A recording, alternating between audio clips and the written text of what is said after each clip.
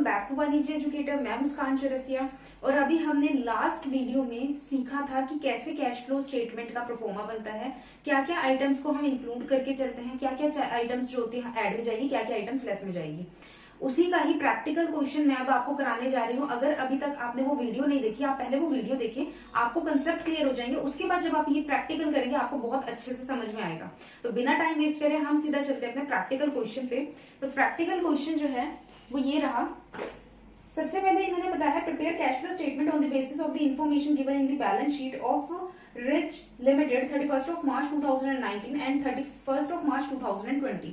दोनों का हमारे को बैलेंस दे रखा है, equity and liability, shareholders fund दे रखी है हमारे को, non current liability, current liability, assets में नॉन करंट असेट्स और करंट असेट्स दे रखे हैं। इसमें कुछ नोट्स जो है, नोट टू अकाउंट, जिसमें reserves and surplus, long term borrowing, trade payable, other current liabilities, tangible fixed assets and intangible fixed assets, इन सबको इन्होंने स्पेसिफाई करके बताया है। साथ में एक एडिशनल इंफॉर्मेशन इन्होंने दी हुई है जो कि during the year a piece of machinery with a book value of 30,000 rupees, provision for depreciation on it is 10,000 rupees, was sold at a loss of 50,000 rupees on book value। book value की पे 50% पे वो क्या गया, loss पे गया है। Debentures were redeemed on 31st of March 2020। तो हम सबसे पहले, क्योंकि हमारे को इन्होंने बताया है कि मशीनरी, यहाँ पे हमारे को अकाउंट बनाना पड़ेगा क्योंकि मशीनरी की क्या हो रही है, सेल भी हो रही है, डेप्रिसिएशन भी लग रहा है। तो साथ ही हमारे को एक डेप्रिसिएशन अकाउंट भी बना के देखना पड़ेगा जिससे कि हमारे पास अमाउंट निकल के आएगी एक्चुअल सेल की, एक्चुअल परचेज की, एक्चुअल डेप्रिसिएशन की। तो मैं बताती हूँ इसमें सबसे पहले हमारे पास क्या आ जाता है। फर्स्ट एक्टिविटी होती है वो होती है operating activity. Operating activity next हमारी जाती है सेकेंड एक्टिविटी जो कि होती है हमारी इन्वेस्टिंग की। उससे नेक्स्ट जाती है हमारी थर्ड जो कि होती है फाइनेंसिंग की। तो सबसे पहले मैं अपना पहले यहाँ पे मशीनरी अकाउंट बनाऊंगी, मशीनरी अकाउंट। साथ ही मैं यहाँ पे बनाऊंगी अपना depreciation account, depreciation account.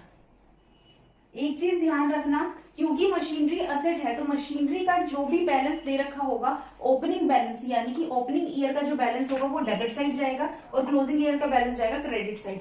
Depreciation क्योंकि हमारे लिए एक्सपेंस है, डेप्रिसिएशन का जो बैलेंस है, ओपनिंग बैलेंस जाता है क्रेडिट साइड और क्लोजिंग बैलेंस जाता है डेबिट साइड। तो सबसे पहले मैं मशीनरी को देखती हूँ। मशीनरी में इन्होंने ओपनिंग बैलेंस दे रखा है 2 लाख रुपीज का। तो यहाँ पे आ जाएगा टू बैलेंस ब्रोक डाउन जो कि कितने से हो जाएगा, 2 लाख रुपीज से।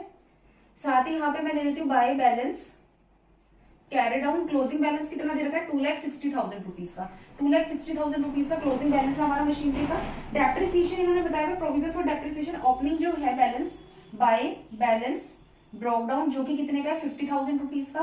क्लोजिंग बैलेंस इन्होंने दे रखा है टू बैलेंस कैरी डाउन जो कि कितने का है, 60,000 रुपीज का है। अब साथ में इन्होंने एक एडजस्टमेंट एंट्री हमें दे रखी है, during the year a piece of machinery with a book value of 30,000 rupees की बुक वैल्यू है मशीनरी की। उस पे प्रोविजन उन्होंने पहले से ही डेप्रिसिएशन का मांग के चले थे 10,000 रुपए, यानी कि 10,000 रुपए का डेप्रिसिएशन जो है वो लग रहा है।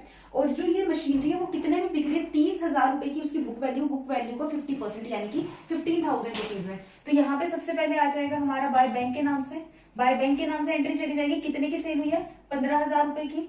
डेप्रिसिएशन कितना लगा है, बाय डेप्रिसिएशन जो कि कितने का है, 10,000 रुपीज का।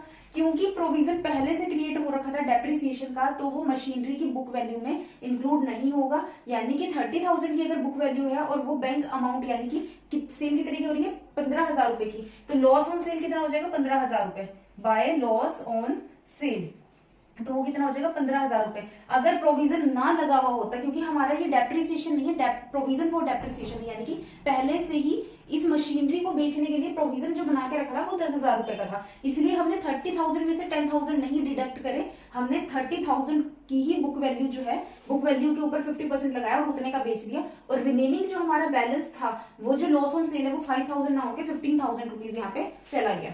तो ये तो हमारी क्या होगी कि एक हमारी क्रेडिट साइड होगी और क्रेडिट साइड में जो बैलेंस है वो ज्यादा है, डेबिट साइड में कम है। तो हमारा बैलेंस कहाँ आ जाएगा, डेबिट साइड में आ जाएगा। कितना आ जाएगा, 0,0,0, 5 + 5 10, 10 का 1 यहाँ पे कैरी हो जाएगा, 2 3 4, 4 + 6 0 1 1 यहाँ पे आ जाएगा 3 लाख रुपीज। तो यहाँ पे टू बैंक के नाम से एक एंट्री आ जाएगी जो कि परचेज की एंट्री हो जाएगी कि हमने कितने की मशीनरी परचेज करी, जो कि कितने की हो जाएगी 1 लाख रुपीज की।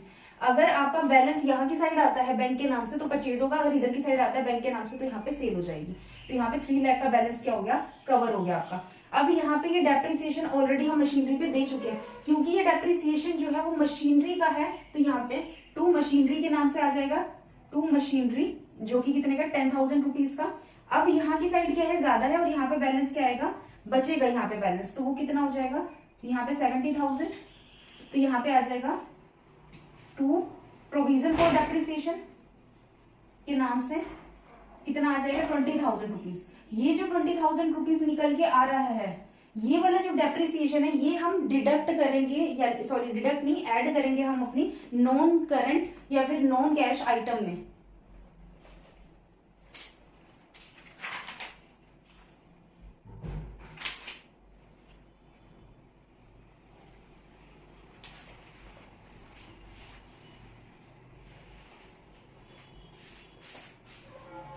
अब ये जो हमारा डेप्रिसिएशन निकल के आ रहा है, ये डेप्रिसिएशन हम अपनी ऑपरेटिंग एक्टिविटी में लेके जाएंगे।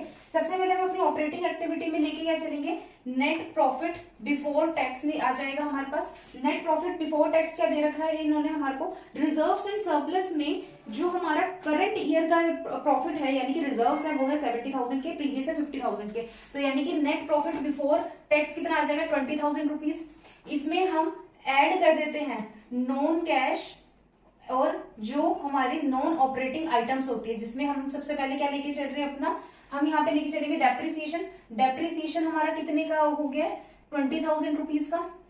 साथ ही इसमें हमारे को क्या बताया, परचेज दे रखी है, हमारे को सेल्स भी दे रखी है। तो परचेज और सेल्स हमारी किसकी होती है, इन्वेस्टिंग एक्टिविटी की आइटम होती है। तो यहाँ पे मैं ले लूंगी परचेज ऑफ मशीनरी, और परचेज करी है तो हमारा क्या होगा, कैश का आउटफ्लो क्या होगा, तो 1 लाख रुपीज नेगेटिव के हो जाएंगे। और अगर हमारी सेल ऑफ मशीनरी हुई है, सेल करी हमने मशीनरी की, तो यानी कि पैसा आया होगा, तो यानी कि 15,000 रुपए हमारे पॉजिटिव आ जाएंगे।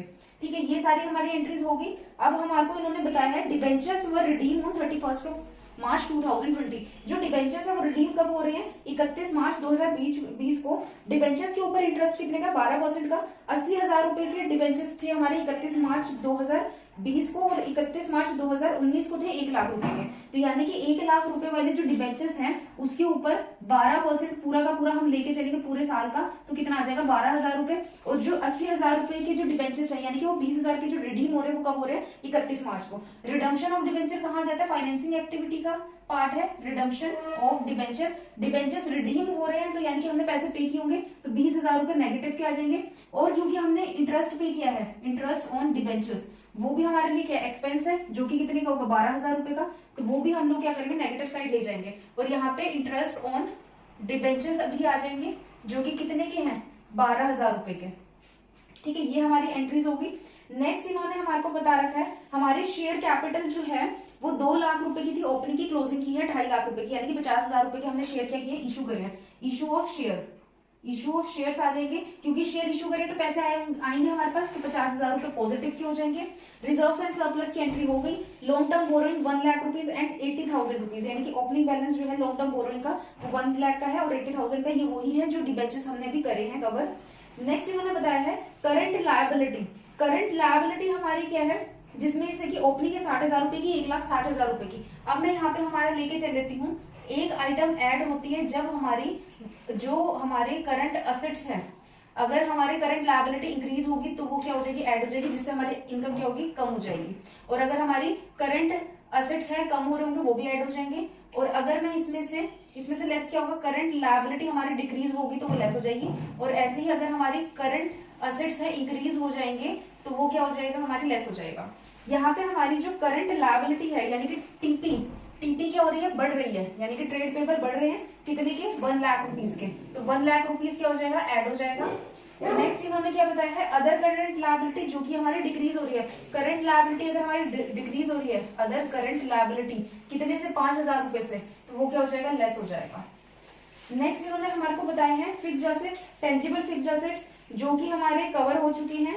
1,50,000 रुपीज के टेंजिबल असेट्स थे, 2 लाख रुपीज का हमारा क्या क्लोजिंग का है, तो ये वाला। और इनटेंजिबल है हमारे 10,000 और 2,000 जो 10,000 और 2,000 वाले वो तो गुडविल है, यानी कि पहले हमारी ओपनिंग गुडविल कितनी की थी 10,000 की, अब कितनी की होगी 2,000 की, यानी कि एमोटाइज हो रही है हमारी गुडविल।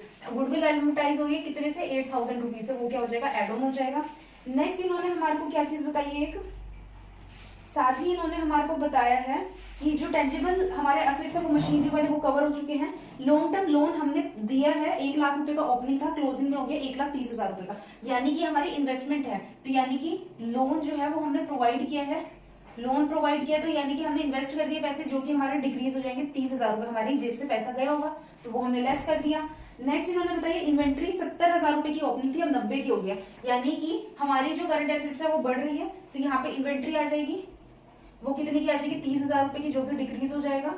नेक्स्ट इन्होंने बताया है ट्रेड रिसीवेबल, ट्रेड रिसीवेबल 40,000 का ओपनिंग है, क्लोजिंग है हमारा 60,000 का, तो यानी कि 20,000 से इंक्रीज हो रहा है, तो यहाँ पे भी ट्रेड रिसीवेबल यहाँ पे आ जाएगा, 20,000 डिडक्ट हो जाएगा हमारा। नेक्स्ट इन्होंने बताया है cash and cash, cash and cash को हम नहीं लेके चलेंगे, कैश एंड कैश लास्ट में आता है, लास्ट की आइटम है। साथ ही हमारे को इन्होंने क्या बताया है, ये सारी आइटम्स हमारी कवर हो गई है। नॉन कैश, इसमें एक चीज रहेगी लॉस ऑन सेल, 15,000 की लॉस ऑन सेल नहीं डाला मैंने, लॉस ऑन सेल 15,000 रुपीज का। तो इसके बाद हम क्या करेंगे, हम अपनी सारी आइटम्स को चेक करते हैं कि हमारी कोई रह तो नहीं गई, हमारी कोई आइटम रही नहीं है, अब हम सबको ऐड और लेस कर देते हैं। तो यहाँ पे हमारे पास क्या आ जाएगा 20,000 plus 20,000 40,000, 40 plus 12 52, 52 plus 8 60, 60 plus 1 lakh 60 plus 1 lakh 1,60,000, 1,60,000 plus 15,000 1,75,000, तो ये हो जाएगा हमारा 1,75,000 रुपीज। 1,75,000 रुपीज में से मैं 55,000 रुपीज डिडक्ट अगर कर देती हूँ तो मेरे पास कितना आ जाएगा 1,20,000 रुपीज हमारे पास यहाँ पे आ जाएगा। ठीक है, नेक्स्ट आ जाएगा हमारे पास, ये तो हमारे हो गए कैश फ्रॉम ऑपरेटिंग एक्टिविटी, इसमें से अगर मैं डिडक्ट करती हूँ 1,30,000 में से 15,000 रुपए डिडक्ट करूँ तो 1,15,000 रुपए चला जाएगा नेगेटिव का, और इसको अगर मैं देखूं ये चला जाएगा 32,000 रुपीज 50,000 में से, तो ये आ जाएगा आपका 18,000 रुपीज पॉजिटिव का, तो यानी कि